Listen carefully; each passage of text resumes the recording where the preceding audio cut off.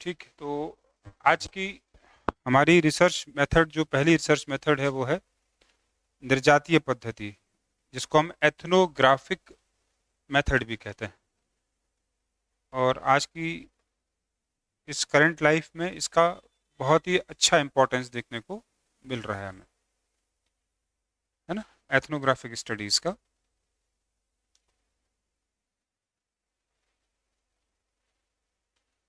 तो इसको कहा जाता है एथनोग्राफी, एथनोग्राफी से बना। और जिस मेथड का यूज करते हैं उसको एथनो मेथडोलॉजी कहते हैं। तो एथनोग्राफी पूछे, एथनो मेथडोलॉजी पूछता है, तो आपको जवाब देना होगा कि इसका फाउंडर कौन है।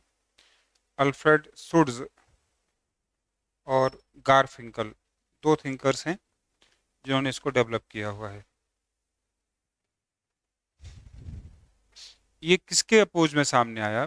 तो ये पॉजिटिविज्म के अपोज में सामने आया। पॉजिटिविज्म का मतलब होता है सोशल साइंसेज में बेस्ड ऑन ऑब्जर्वेशन। तो यहाँ पॉजिटिव टर्म जो है वो क्या बताती है कि हम उसी चीज को एक्सेप्ट करेंगे जो हमें दिखाई देगी, विजुलाइज होगी, उसी को एक्सेप्ट किया जाएगा। जो प्रत्यक्ष है, जो सामने है, in front of you, that is positive, क्योंकि वो ऑब्जरेबल है, इसलिए आप उसको फॉलो करेंगे, बाकी को नहीं मानेंगे। तो जो चीज पॉजिटिज्म में कही गई, ठीक उसका अपोज कहा गया एथनो मेथोडोलॉजी में या एथनोग्राफी में। कहा गया कि हम स्टडी करने का ये वाला मेथड एक्सेप्ट नहीं करेंगे। तो हम क्या करेंगे?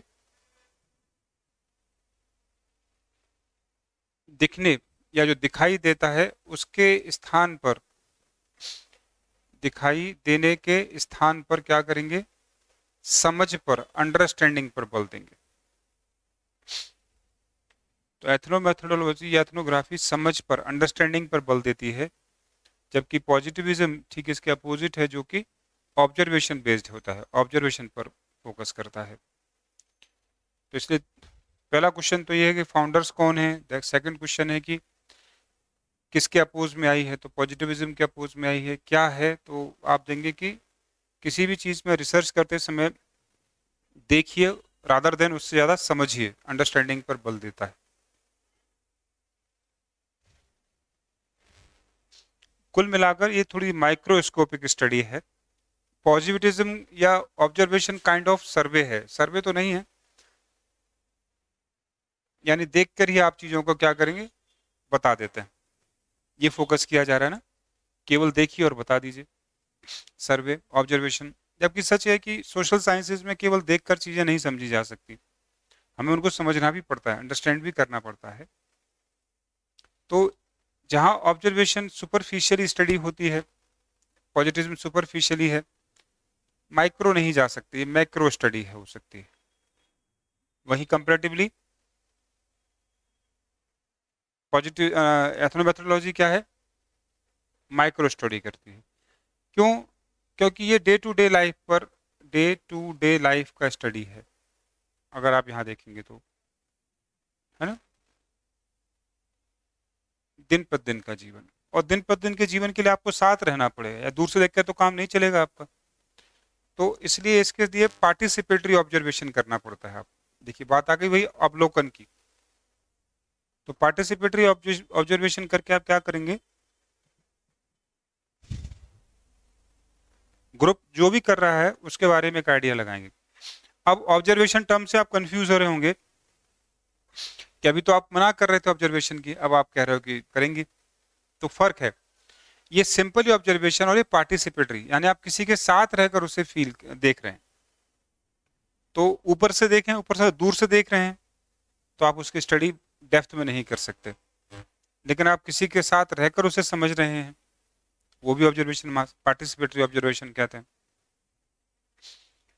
ठीक है, तो इसलिए, और ऑब्जर्वेशन नहीं बल्कि participatory observation is a method of ethnography. और क्या चीज नोट करता है कि लोगों का डे टू डे जो बिहेवियर है वो किन किन चीजों से इन्फ्लुएंस रहता है। ठीक है।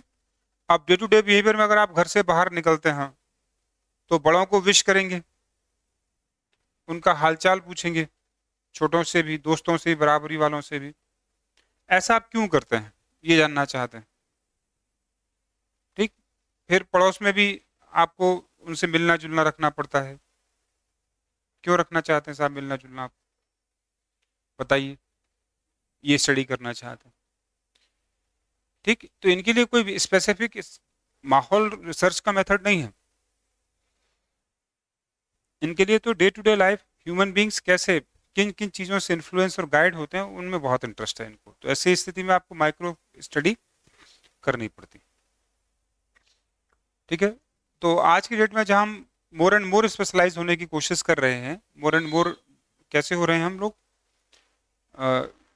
कॉन्सेंट्रेट होना चाहते हैं किसी चीज़ पर, माइक्रो होना चाहते हैं, तो हमें ऐसी रिसर्च मेथड का आज ज़्यादा ज़रूरत पड़ रही है।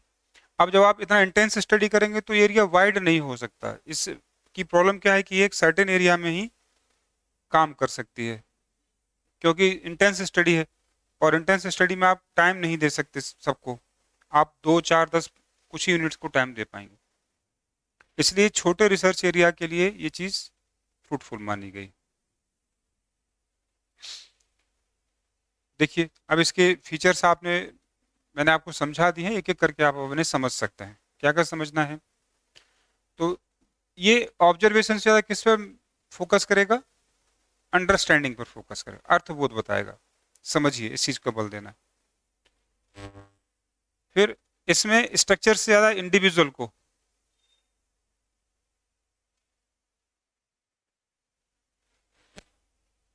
कर्ता को फोकस किया जाता है। अब कर्ता के ठीक उल्टा कौन होता है, यहाँ पर इसका मतलब है समाज। तो समाज जो कहता है उसमें इनकी रुचि नहीं है, व्यक्ति जो करता है उसमें ज्यादा रुचि है इनकी।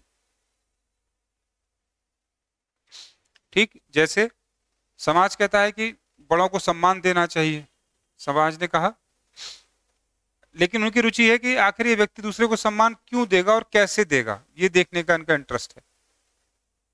कई बार आप पैर छू लेंगे, कई बार प्रणाम कर लेंगे, कई बार हाथ जोड़ लेंगे, कई बार ऐसे ही कर लेंगे। पैर छुएंगे तो उसमें भी कई सारे तरीके हैं। साष्टांग दंडवत कर सकते हैं, दोनों पैर हाथ पर रख सकते हैं, हाथ पैरों पर रख सकते हैं, केवल झुककर ऐसे ऐसे पैर छू लेते हैं हम लोग कई बार। तो समाज ने सम्मान के बारे में कहा था और आपने किया अपने तरीके से उसे। तो इसमें किसका रोल ज्यादा है, व्यक्ति का रोल ज्यादा है। इसलिए एथनोमेथोलॉजी इंडिविजुअलिस्टिक होती है। ठीक है। और ये मानती है कि सामाजिक यथार्थ, समाज जो कहता है वो यथार्थ नहीं है, सच तो व्यक्ति है, व्यक्ति जो यथार्थ रियलिटी क्रिएट करता है। तो सामाजिक यथार्थ का मतलब सोशल रियलिटी से है। कौन बना रहा है सोशल रियलिटी, इंडिविजुअल बनाता है, ना कि समाज बनाता है। सम्मान करना महत्वपूर्ण नहीं है, रियलिटी क्या है, उसने कैसे सम्मान किया, ये सामाजिक यथार्थ होता है। अर्थबोध का मतलब यहां पर अंडरस्टैंडिंग से है।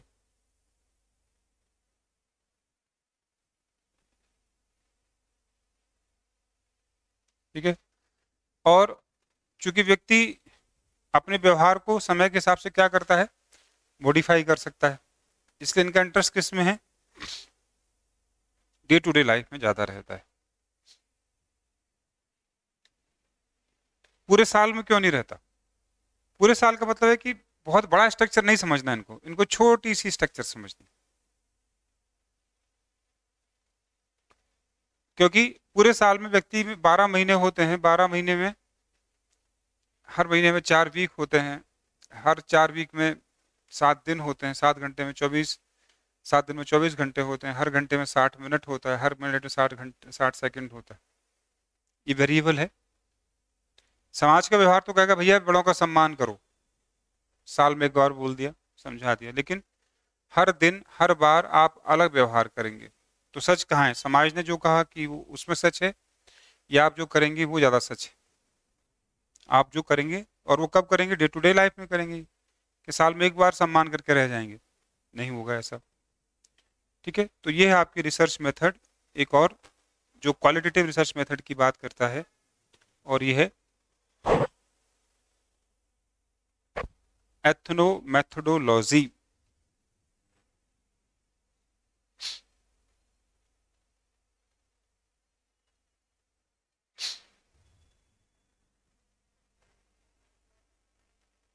चलिए, नेक्स्ट टॉपिक है आपका difference between qualitative and quantitative research. गुणात्मक और मात्रात्मक अनुसंधान में क्या अंतर होता है? वैसे तो हम बात कर चुके हैं क्या गुणात्मक है और क्या गणनात्मक है, क्या क्वालिटी है और क्या क्वांटिटी है, लेकिन एक बार फिर से दोनों को कंपेयर करके देखेंगे तो आपको याद हो जाएगा। क्योंकि जो गुण पर आधारित है वो जाहिर सी बात है आपके एक्सपीरियंस और एनालिसिस पर बेस्ड होगा, ठीक। जबकि जो क्वांटिटेटिव स्टडी है वो आप अपने डाटा, अपने विजन पर निर्भर करते हैं, या विजन जरूरी है, ऑब्जर्वेशन जरूरी है। मीनिंग क्या है इस दोनों में, क्या डिफरेंस हुआ बेसिकली? यहाँ जो चीज जैसी है वैसी बतानी पड़ेगी, क्योंकि आपने ऑब्जर्व कर ली, देख ली। कल भी एग्जांपल दिया, एक ग्रुप में 10 लोग हैं, 10 आपने काउंट के लिए 10 हैं, 5 महिलाएं, 4 पुरुष, महिलाओं में से 6 पुरुषों में से 2 बच्चे, 4 एडल्ट, यहाँ पर 1 महिला 1 लड़की और 3 एडल्ट महिलाएं, ठीक। उनमें से आपने देखा 4 पुरुषों में से 2 मैरिड हैं और 2 अनमैरिड हैं, 3 में से 1 मैरिड और 2 अनमैरिड है। बस हो गया काम, आपने क्या कर लिया? ऑब्जर्वेशन कर लिया, नंबर्स निकाल लिए, कितने मैरिड है कितने अनमैरिड। लेकिन आप उनकी क्वालिटी के बारे में नहीं बता सकते, ठीक। क्वालिटी डिपेंड करेगी कि आप उनको कैसे एक्सपीरियंस कर रहे हैं। देखने को एक्सपीरियंस नहीं कहा जा सकता, यूज करने को एक्सपीरियंस कहते हैं, ठीक। तो आपने उनको कैसे एक्सपीरियंस किया है, कैसे उनका एनालिसिस किया है, ये आपकी क्वालिटेटिव रिसर्च होती है। आपकी का मतलब रिसर्चर, ठीक है। ये उसके पर्सपेक्टिव पर, उसके विजन पर डिपेंड करेगी कि वो चीजों को कैसे देख रहा है। क्योंकि अच्छा और बुरा क्या है? एक्सपीरियंस ही तो है या नंबर है? अच्छा बुरा तो एक्सपीरियंस ही होता है, नंबर पे तो मुश्किल है। लाइक डिसलाइक ये भी एक्सपीरियंस से आएगा, नंबर से आप इन्हें नहीं रख सकते, ठीक। जब आप क्वालिटेटिव रिसर्च करते हैं तो इससे प्रिंसिपल और थ्योराइजेशन में मदद मिलती है, सिद्धांत और अवधारणा में मदद मिलती है। यानी आप सीधा का सीधा एक प्राकथन बना सकते हो, स्टेटमेंट बना सकते हो।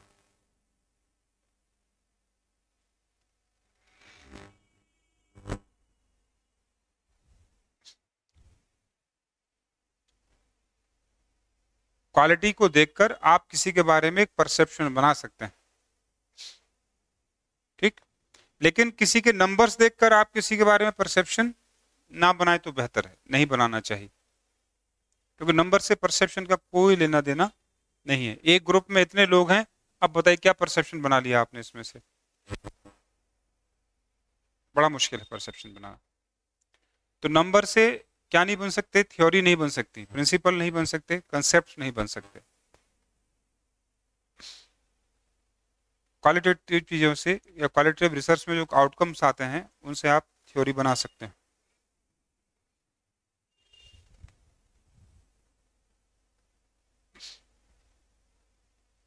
ये भी आप देख चुके हैं, इंडक्टिव और डिडक्टिव मेथड है।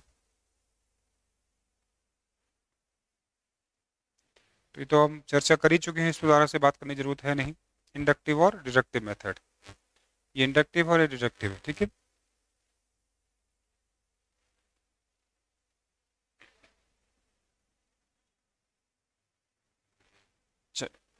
जो क्वालिटेटिव रिसर्च है उसमें आपका जो डेटा होगा वो या तो शब्दों के रूप में होगा या पिक्चर्स के रूप में होगा, है ना।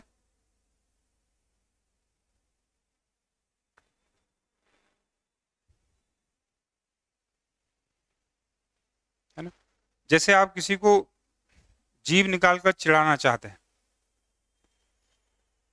तो चिढ़ाना क्या है? व्यवहार है या मात्रा है? चिढ़ाने को आप क्या मात्रा से दिखा सकते हो? चिढ़ाने को मात्रा से नहीं दिखाया जाता, लेकिन जीभ निकाल कर आप क्या कर सकते हैं? किसी को चिढ़ाते हुए दिखा सकते हैं।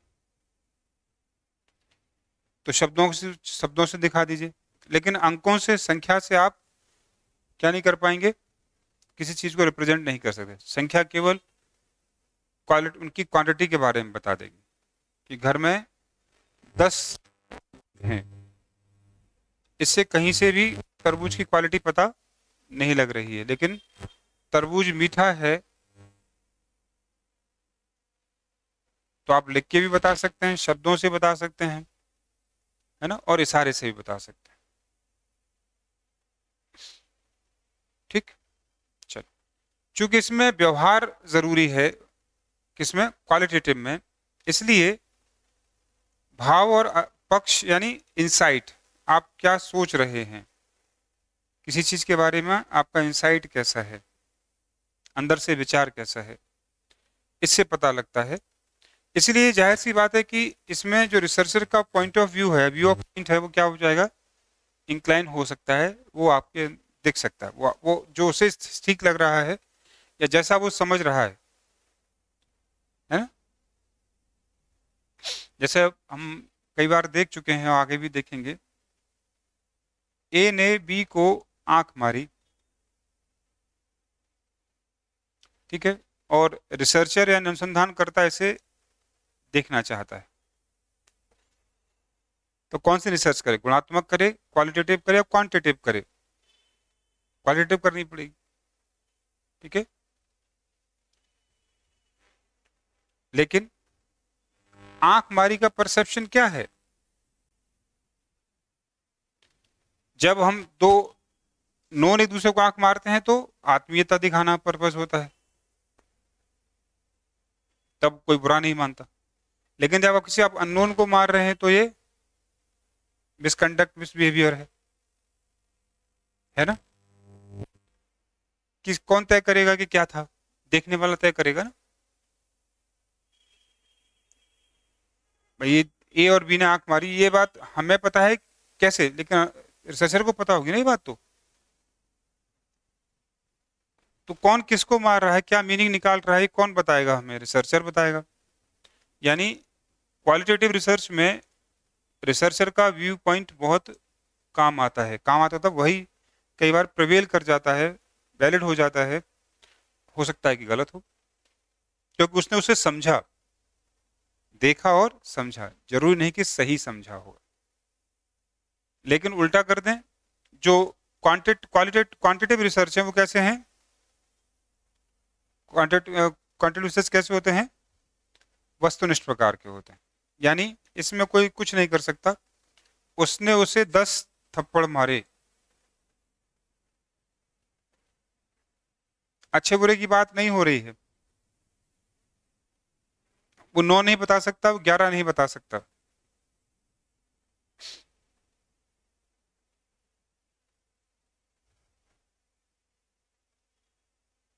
तो क्वांटिटेटिव रिसर्च पर जो रिसर्चर जो देख रहा है, जो समझ रहा है चीजों को, वो बायस नहीं हो सकता, जो दिख रहा है वही बता देगा वो। लेकिन यहां,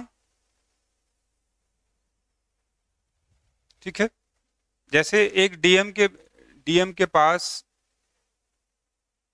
कोई गरीब असहाय महिला आती है, बड़ी भूखी है, और कहती साहब अनाज की भूख लगी, बोला ठीक है खाना खिला देते हैं, बोला साहब आज खिला दो, कल कौन खिलाएगा। तो बोला क्या चाहती है, बोला साहब मेरा राशन कार्ड बनवा दीजिए, मुझे मिड डे मील में या मुफ्त में क्या होगा, राशन मिलने लगेगा।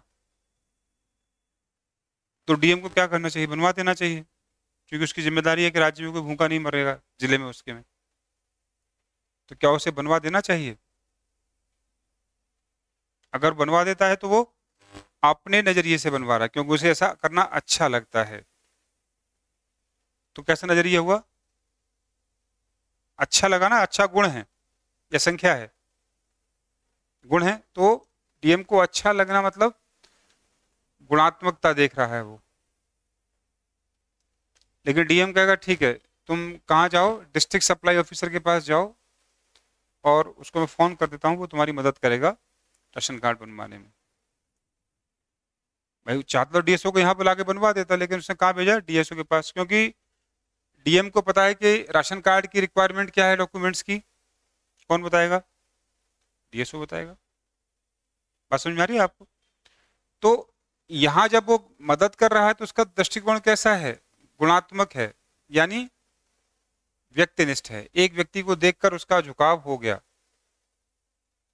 लेकिन यहाँ वस्तुनिष्ठ नजरिया है कि भैया अगर आप जो भी हैं ठीक है, आप गरीब हैं, भूख से मर रहे हैं, तो मैं तो आपको अपनी जेब से पैसा दे के मदद कर सकता हूँ, ये तो हुई क्वालिटी। लेकिन आप राशन कार्ड बनवाना चाहते तो आपको सारे पैरामीटर फुल करने होंगे जो सरकार ने इसके लिए तय कर रखे हैं। तो जब अनुसंधान को अपनी समझ लगाने का मौका मिल जाए तो वो हो गया क्वालिटेटिव, और पूरी चांसेस हैं कि वो समझ अपने स्तर से सही और गलत हो सकती है। पर डीएम ने राशन दे दिया, आपने उसे अच्छा माना, उस महिला ने राशन लिया 20 साल तक 5-5 किलो, 20 साल बाद जांच हुई कि यार ये महिला तो पात्र ही नहीं थी। अब आप क्या करेंगे? मुश्किल हो जाएगी। तो जरूरी है कि गुणात्मकता में आप व्यक्तिनिष्ठ बनेंगे और गणनात्मकता में या मात्रात्मकता में आपका जो विजन होगा वो वस्तुनिष्ठ होगा। इसलिए एक रिसर्चर को क्या रहना चाहिए? वस्तुनिष्ठ। भले ही वो भाव का और पक्ष का यूज कर रहा हो, लेकिन इसके बावजूद उससे क्या रिक्वायरमेंट होती है कि वो वस्तुनिष्ठ है।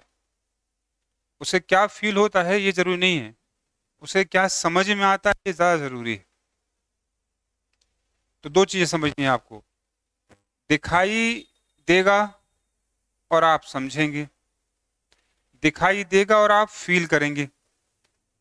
क्या सही हो इसमें से? बिल्कुल। अगर दिखाई देगा और फील करेंगे तो ये वही क्वालिटी, और दिखाई देगा समझेंगे तो आप कह सकते हैं कि भाई ये क्वांटिटी है, पालन होगा इसका। तब आप व्यक्तिनिष्ठ नहीं हो सकते, वस्तुनिष्ठ होंगे। तो व्यक्तिनिष्ठ का मतलब सब्जेक्टिविटी और वस्तुनिष्ठ का मतलब ऑब्जेक्टिविटी। तो जो लोग इंग्लिश में लिख रहे हैं वो लोग क्या कर लेंगे इसे, वस्तुनिष्ठ का मतलब ऑब्जेक्टिव और व्यक्तिनिष्ठ अगर लिखा है कहीं पर या विषयनिष्ठ लिखा है तो ये सब्जेक्टिव।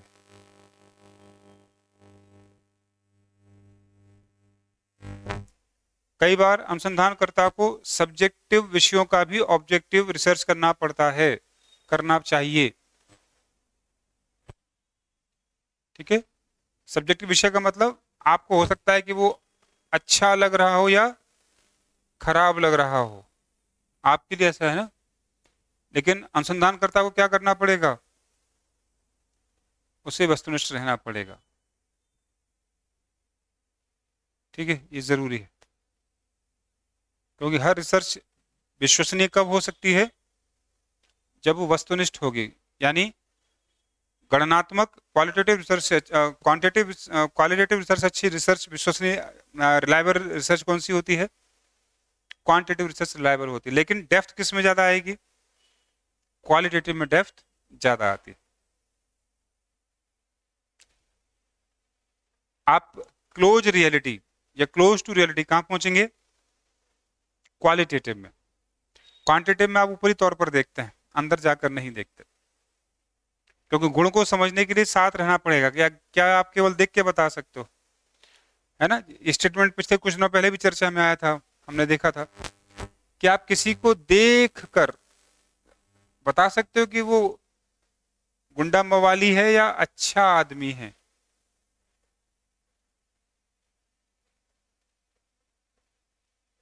बताइए। गोरा और काला तो बता देंगे क्योंकि संख्या से डिनोट हो जाएगा, लेकिन वो अच्छा है बुरा है इसके लिए आपको साथ रहना, देख के नहीं बल्कि उसके साथ रहना पड़ेगा। ठीक है, तो अभी जब हमने रहने की बात की थी तो नृजातीय पद्धति, एथनोग्राफी, इसलिए हमने उसको क्वालिटेटिव रिसर्च मेथड लिखा था। ठीक है, ये दो डिफरेंसेस हैं, या रिसर्च में दो मेथड्स के डिफरेंसेस हैं। ठीक है, जैसा विषय हो वैसा प्रयोग कर लिया जाता है इनको।